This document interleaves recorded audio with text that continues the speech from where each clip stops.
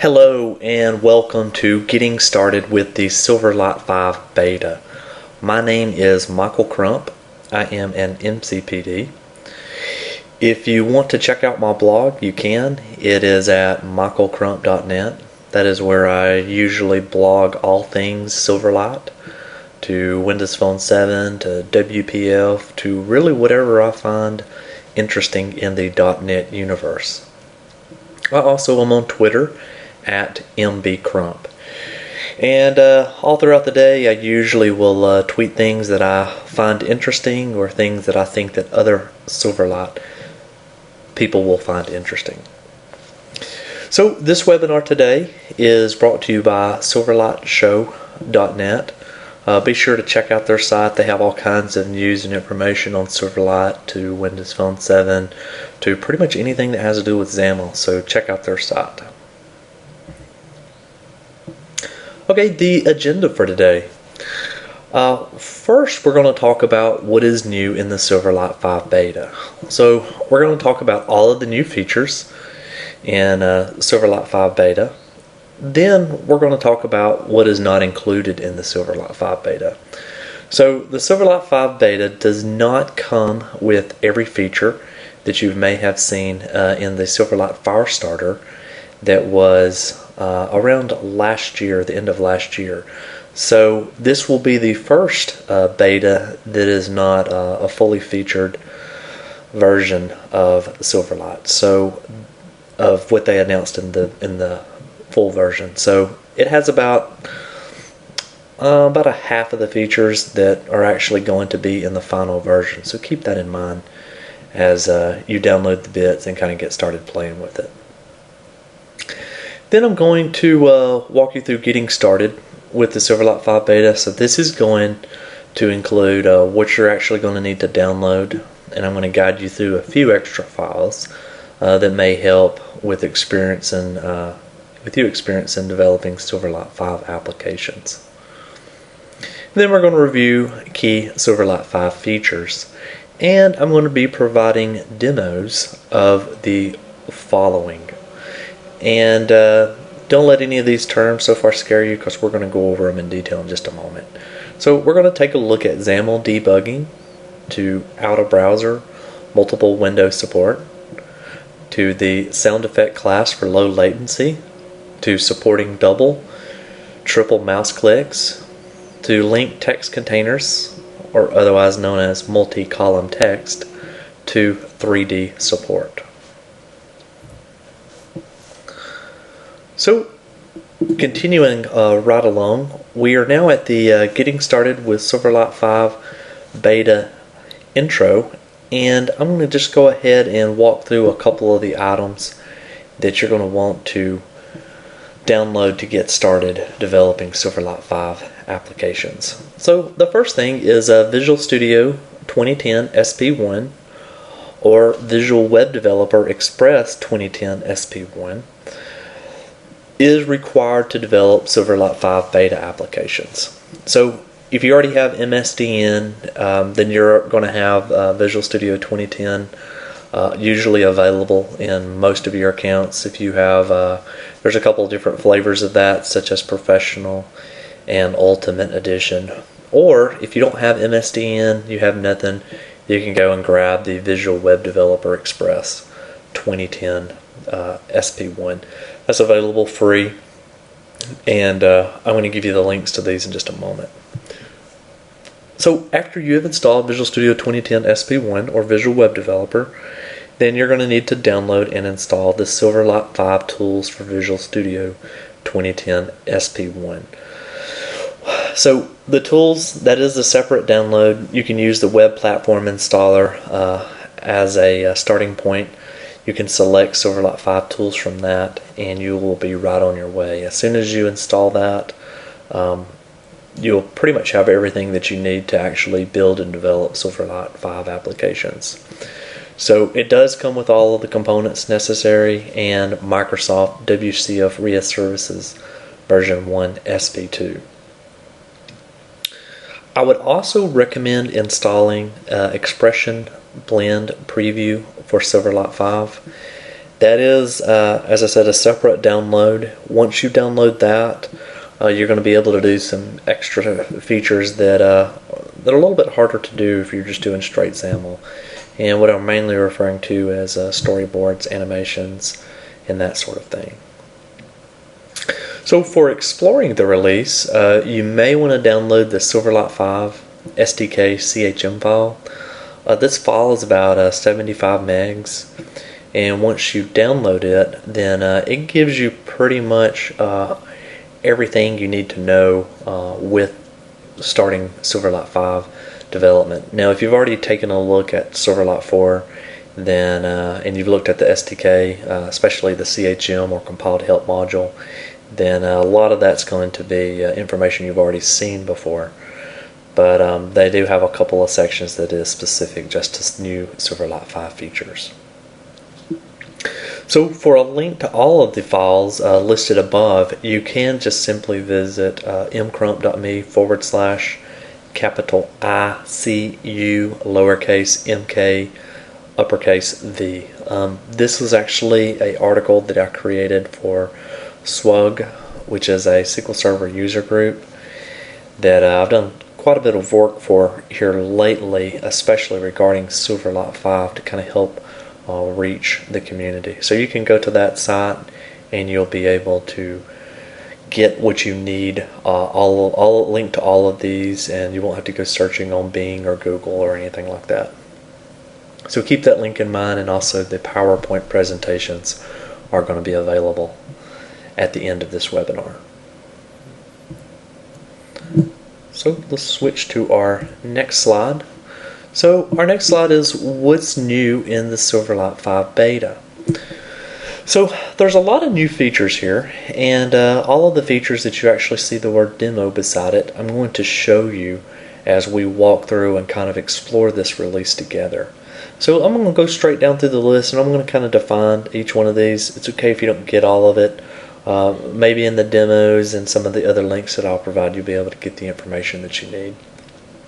So starting from the top, multiple window support. That is trusted applications, and that is out-of-browser applications can create additional ad hoc windows. So you can kind of create windows on the fly. If you have multiple monitors, you could put the window on one of your side monitors pretty easily.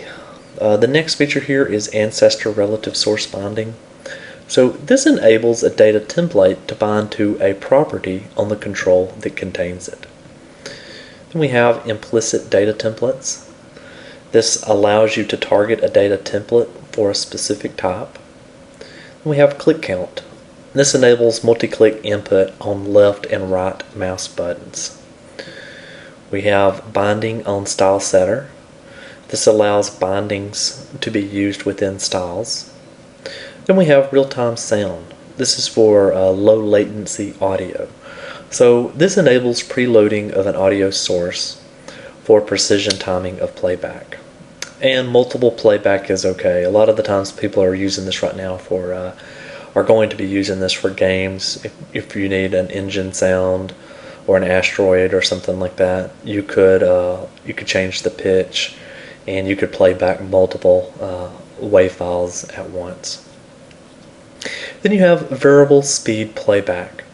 So this is commonly referred to as trick play. So you're able to fast forward or rewind at variable speeds. Another thing a lot of people are referring to this as is for training videos. You would be able to fast forward or rewind through a video without them sounding completely like a chipmunk. So this is a feature that I think a lot of people will enjoy. Then we have linked text containers. So think of this as a magazine column. So text will overflow from one column to the next. You can kind of design this in whatever way you see fit. Then we have custom markup extensions. So custom markup extensions allow you to run custom code from XAML. Then we have XAML bindings. This is one of the things that I considered a pretty big feature. This allows us to set breakpoints in XAML, which is new to Silverlight 5. And then we have 3D Graphics API. So this is, if you've watched Mixed or you've seen any of the Firestarter videos, you may have seen some of the 3D graphics videos.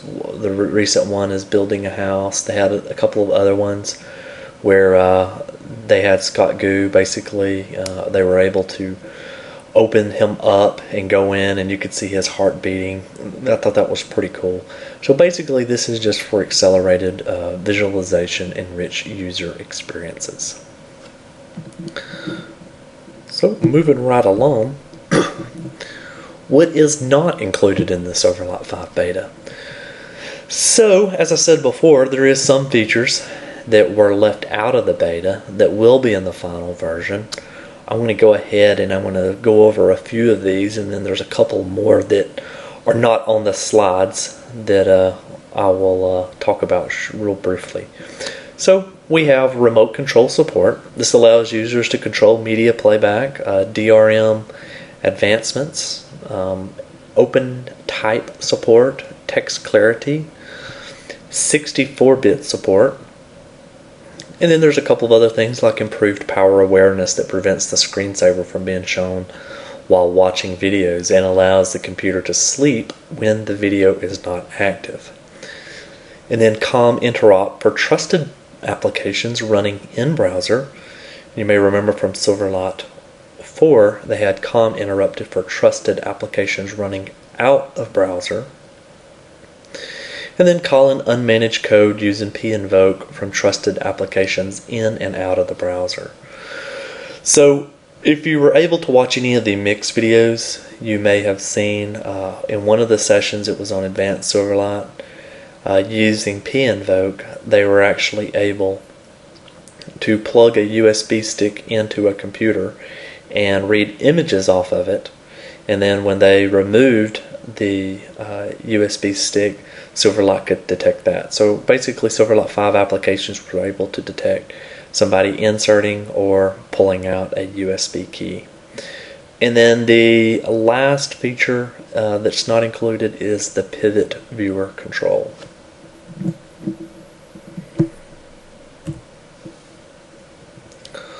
So I'm going to review a couple of the key Silverlight 5 features that I think are interesting enough to talk about, and I'm going to start with XAML debugging. Then we're going to go to multiple window support, to the SoundEffect class for low latency, to supporting double, triple mouse clicks, to linked text containers, and then finally 3D support.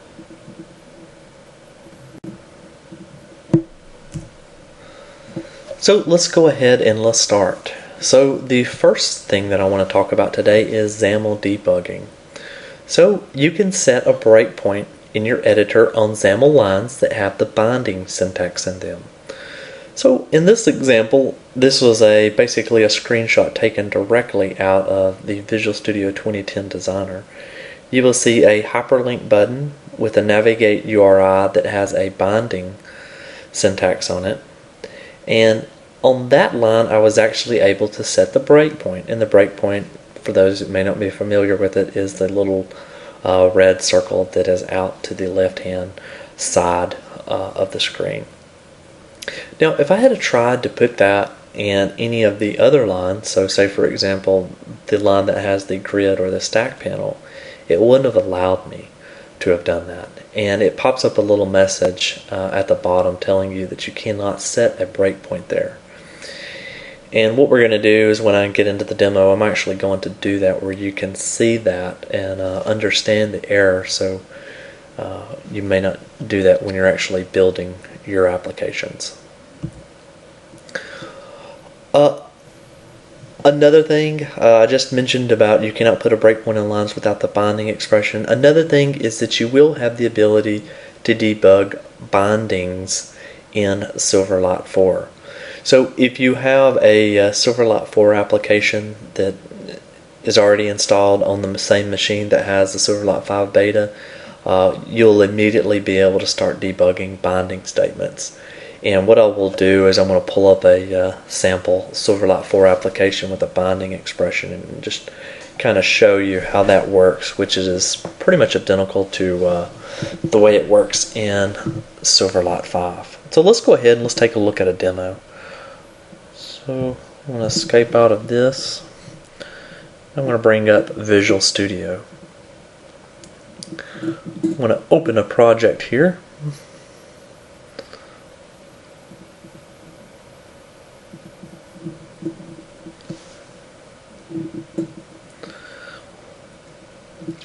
So with this project, if I right click and I go down to properties, you will see that we have a target Silverlight version of Silverlight 5. And just to kind of help clarify things, if we did a file new project and we selected Silverlight 5 application and I hit OK here, you will see that we have the option of picking any 3 of these versions. So a user could pick version 3, 4, or 5. So before I dive into debugging, I thought it would be helpful to just kind of show you that if you install the beta, you can still target Silverlight 3, 4, and 5. Thought that was pretty nice. Okay, so it looks like my project just got closed. So let me load my project again.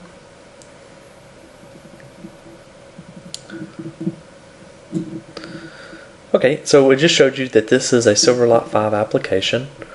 So first thing I want to do is I want to go to the XAML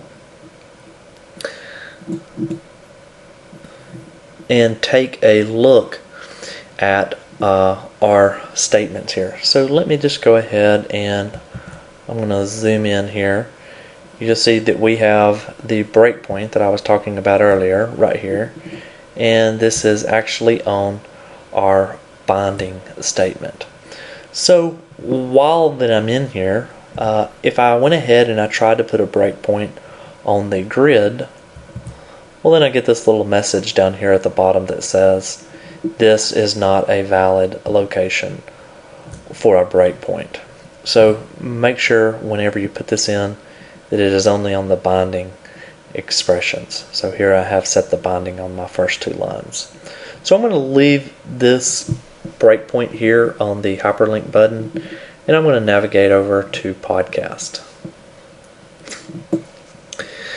So this application, just to kind of give you a little background, this application is going to be a very simple podcast application. It's going to display a description, a release date, and a link. When the user clicks on the link, then it will, of course, pop up that web page.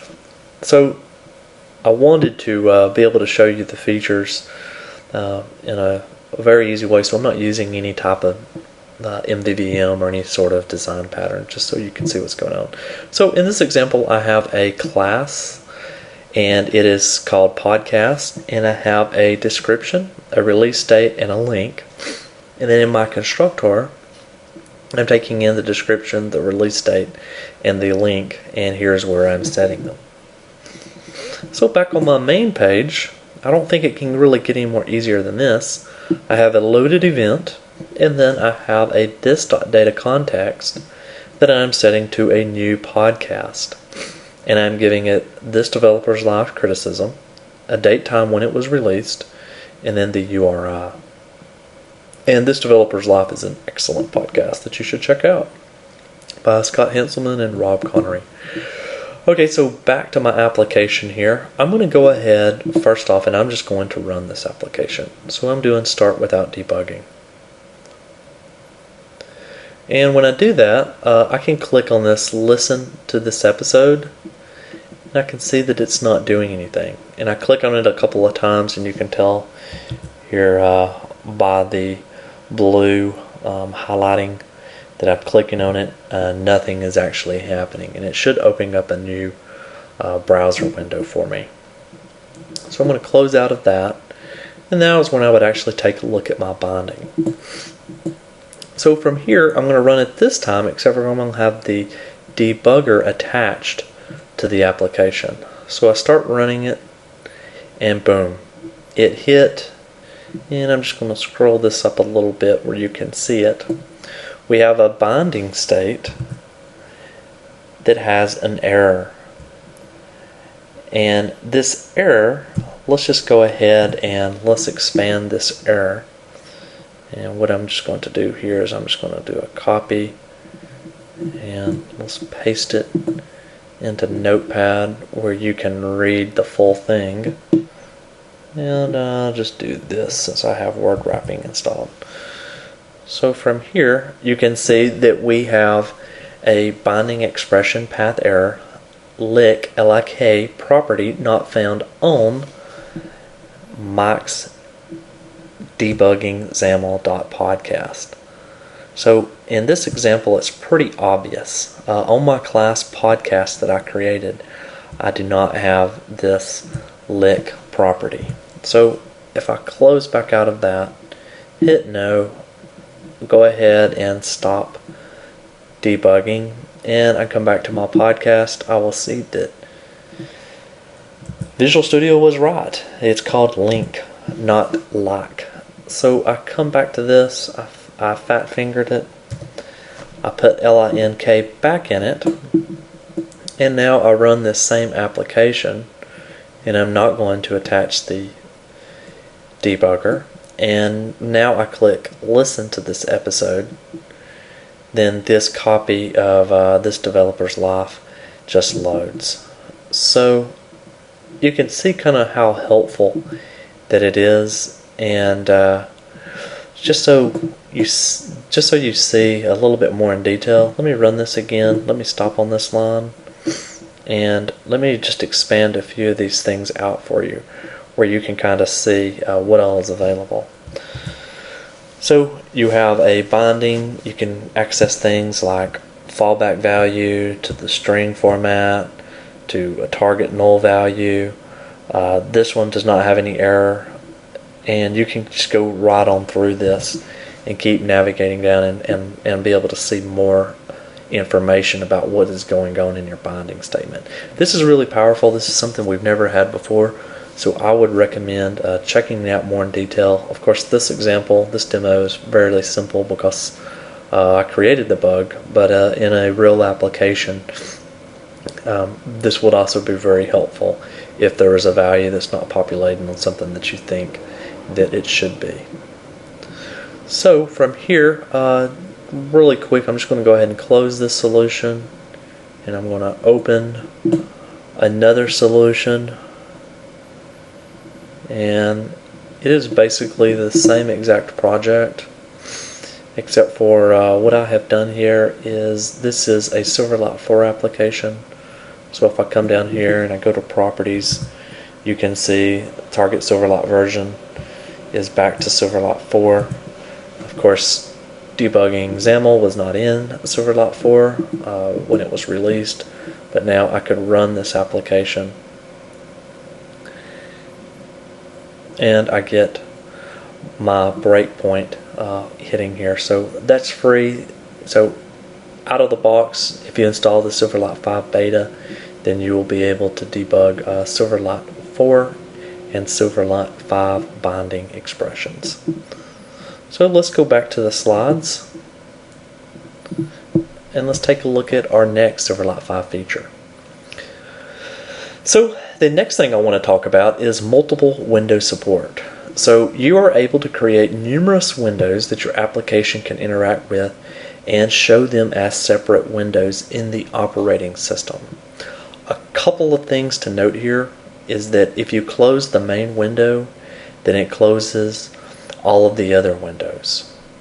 So you will also need to be running out of browser as well as in elevated trust. This feature is not in an in-browser application. And you can create ad hoc windows, basically meaning as your application needs it, on the fly, no problem whatsoever. So let's go ahead and let's take a look at a demo of multiple window support in Silverlight 5. So back to Visual Studio, I'm going to open my project.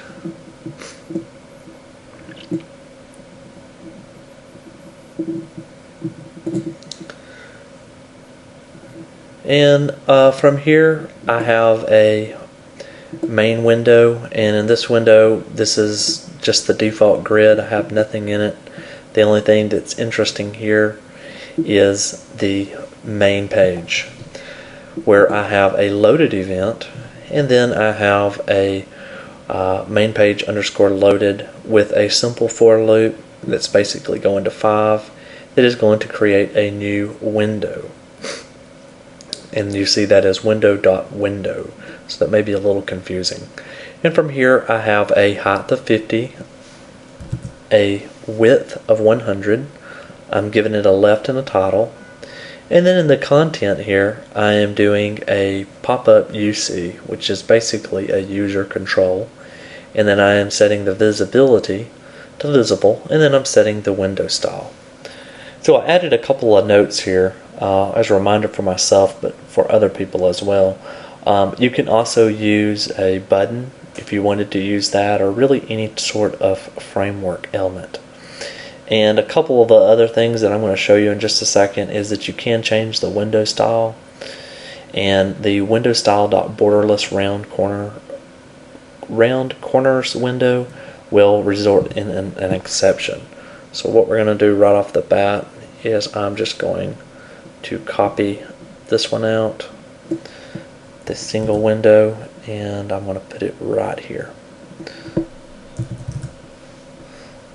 Control Z. Okay. And so from here, let's take a look at my user control. My user control is another very simple thing. It has a stack panel with a text block. So if I run this application, I'm going to get my main screen, which you see right here,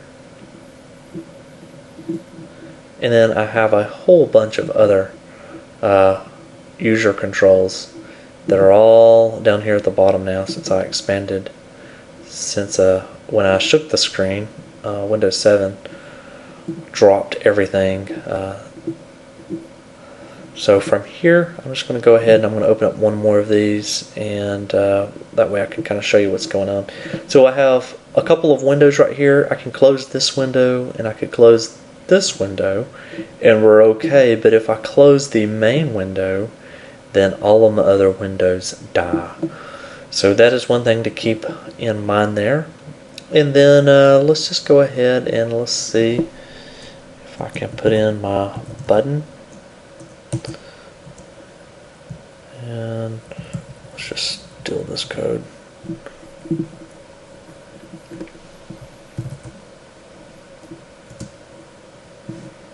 Oops. Let me fix this.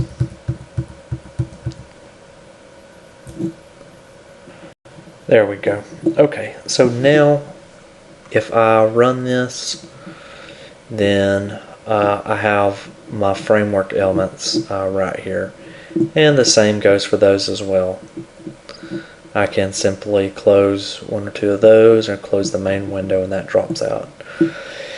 And the other thing to note is that if you do use this borderless round corners window and you run it, then you're going to get an exception, and this is just in the beta. You may want to avoid using that until the final version is out. So I'm just going to go ahead and close out of that, and from here we can go ahead and take a look at our next demo.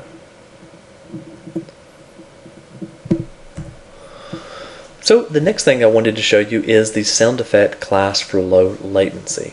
So on the Windows Phone 7 you could use XNA to help achieve the desired sound effect. Now that is possible in Silverlight 5 with the SoundEffect class. So when I first started looking at this SoundEffect class for low latency, I thought, well, you know, what is it used for? Can I use it? And a couple of the things that I thought that I could use with this is for some sort of kiosk applications, and then of course for games. So if you have games, you could do the engine or asteroids. You could change the pitch of the sound. You could play multiple WAV files on top of one another. And in the past, people kind of got around that by using multiple media elements. Well, now you don't have to do that. It's baked right in So it's very simple to use. So let's take a look at that demo now.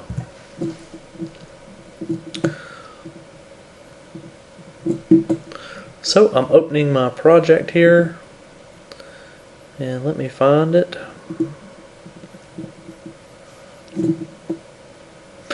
Okay, so this is another relatively simple application. The only thing you're going to see that is different here is that I have a using statement on Microsoft.xna.framework.audio. And you have to include that in order to be able to use the SoundEffect class. One of the great features about it is that once you do that, as you see here, everything that's included with Core Silverlight is here. I did not actually have to add any DLLs or references to my projects in order to get that. It just has to be a Silverlight 5 application. So I thought that was pretty cool. So next I have a WAV file. This is just a WAV file I found off the internet. And the only really thing to note here is that the build action, I set it to content. That way it would be included with my application. You can, of course, pull this WAV file if you have it on, a server or something like that. You could also, get access to it. But this time I just included it with my project. So this is where things get a little interesting. As you can see here, we have a var sound stream, which is an application.getResourceStream, which is where it gets the stereo WAV file that I created, or that I found off the net. And then this is new. Var effect equals sound effect dot from stream, and then my sound stream dot stream. And then this example, I'm actually using a sound effect instance to give it a looped sound, and then also to change the pitch, and you can change the volume. What I'm going to do is I'm going to show you. You don't really have to use this code right here. I'm just going to comment it out, and I'm going to run my application, and you should be able to hear it. So let's start without debugging. And then down here at the bottom I have a button. Hopefully that's up loud enough where you can hear it. So I'm playing the WAV file really with just a few lines of code, and here's where I can add in a couple of effects that may be helpful in games or a kiosk. So if I run this same application now, it's going to be looped, the pitch is going to be changed, and I changed the volume as well. So as you can see here, the WAV file is looping. I'm not clicking anything as my mouse is right here. So that is a couple of pretty cool features in Silverlight 5 that has to do with the SoundEffect class. So let's go ahead and take a look at our next feature. So the next thing we're going to take a look at is supporting double and triple mouse clicks. So this demo basically just allows you to see how many times a user has clicked on a UI element that supports mouse button event args. So let's just go ahead and jump straight into the demo, because this really isn't too complicated here.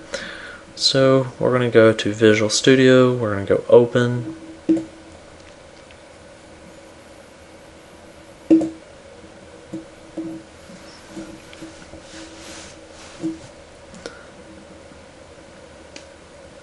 and let's take a look at our main page.xaml.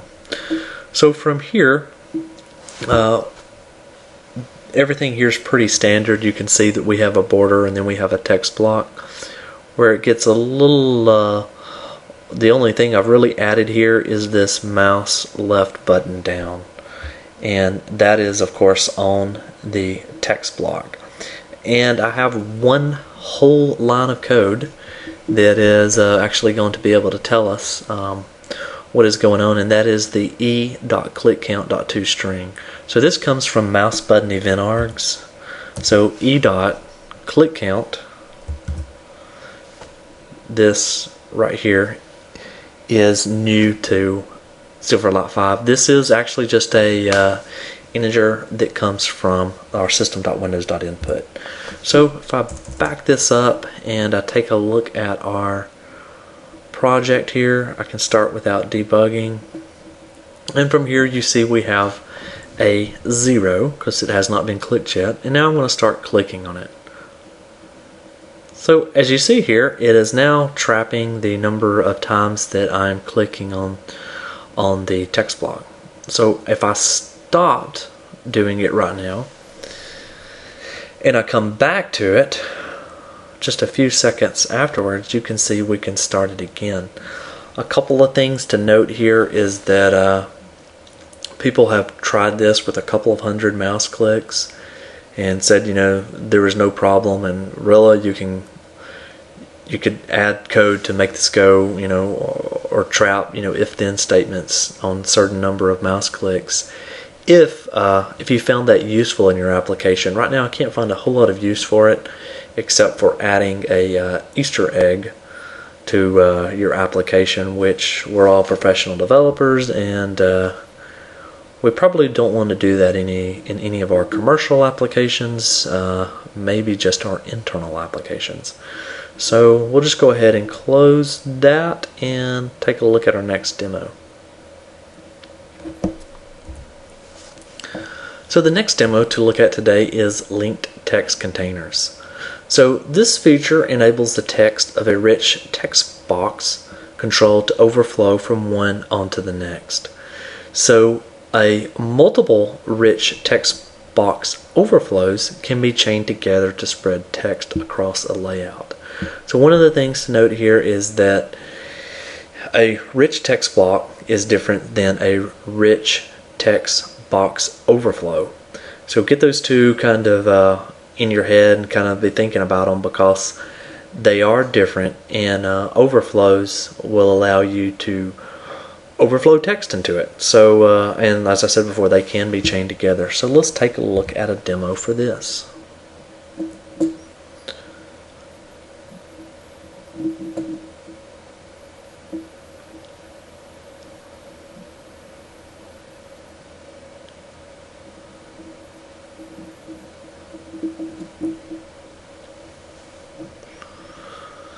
So in this example, you may be happy to note that there is actually no code.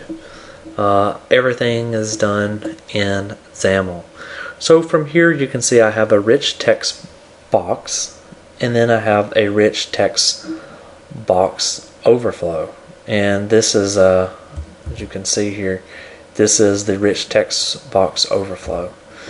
And I have another one here, and then another one here. Now I've named these RTB1, 2, 3, and 4 to kind of help you see things, and I've thrown in here a rectangle on both sides to kind of split our view here, where we can look at where we can actually see the text flowing from one to the next.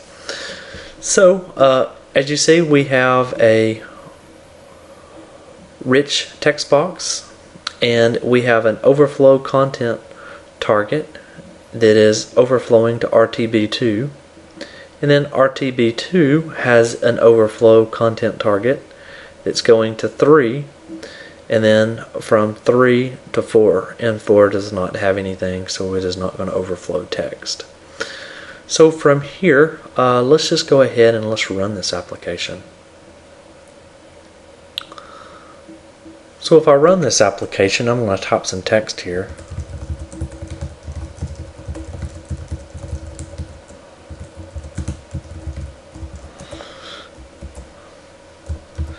You will see that the text, once I get down to this line, it will now overflow into my second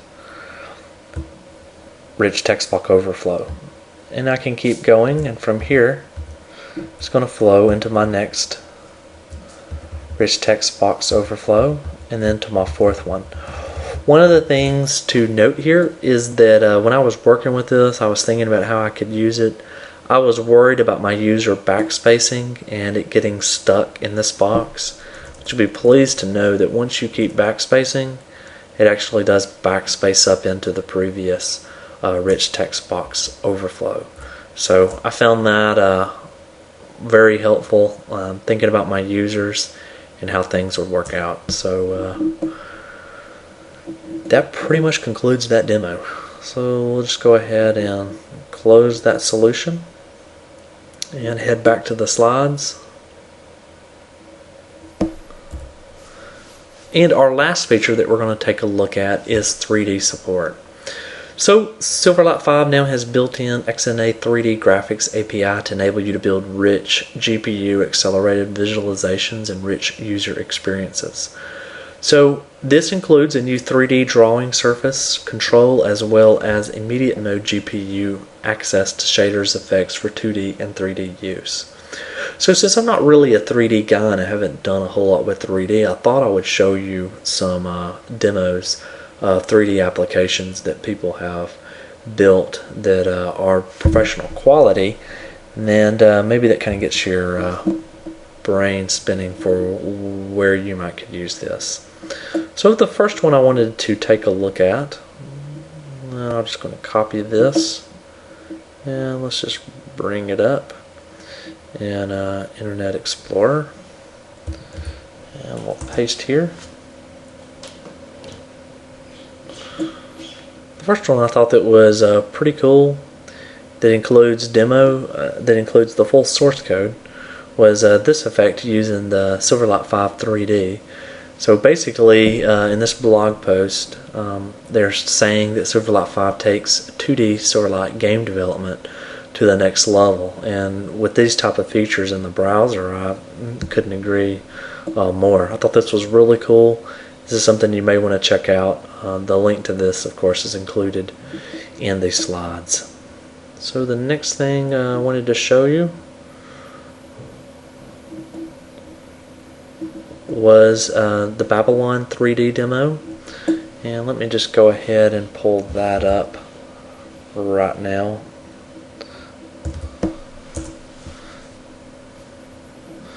So from here, I'm going to pick a predefined scene, and it takes it a second or two to load. But once it loads, you can see we're actually inside of a cafe, and this is all in the browser, and I've been really amazed by looking at this. So from here, I can start walking around inside of the browser, and you know, as you can see here, there's Windows 7 running on a PC. I just thought this was a really powerful demo of some of the 3D capabilities in Silverlight 5. And I mean, you can just kind of see from some of these demos of where people are going to be using with Silverlight 5 once it's actually released. So that is pretty cool. And this engine was actually used in another application. And let me show you that one. So I'm just going to come here, close out of that, and show you this application. He has the framework counter enabled. As you can see here, it's WASD, and then an I for the pitch and the view. This was created using that same engine. Thought that was pretty cool. You can click enter to add like a car or something like that. So that's just kind of a taste of some of the things that you can do with the 3D. And finally, I'm just going to take a look at a demo that John Papa and his team worked on. And this was called the Mix 11 House Builder. So let's run this application. The full source to this is provided. I've been kind of looking through it just to see how they built it and what they did to build it. But as you see here, you can select a house type, and this is a basic house. You can move a couple different houses here. You can add details to the house and then a construction list. So this is just another example. The full source is provided for this one, and also the source is provided for the Babylon engine as well. So let's head back to the slides. Here's the link to all of those, and that pretty much sums up all of the Silverlight 5 beta features that I wanted to show you today. So if you have questions, type them in the GoToMeeting question box and I'll try my best to answer them. Questions that I cannot get to or I may not know the answer to, then I will email you back. I usually will email you back within 2 days. I like to try to give you a good solid answer before emailing you. And then feel free to send me an email at michael@michaelcrump.net, or you can visit my blog at michaelcrump.net. Maybe subscribe to my RSS feed. That way you can keep up the latest with Silverlight 5 information. And at the end of this webinar, I am actually releasing a full set of 14 demos that I have created using the Silverlight 5 beta. So you may want to subscribe to my RSS feed to be able to see new posts that I have regarding Silverlight. And don't forget, you can go ahead and add me to Twitter at MB as in boy Crump. MB as in boy Crump. Thank you very much for attending the webinar today. I really appreciate you listening. Thank you.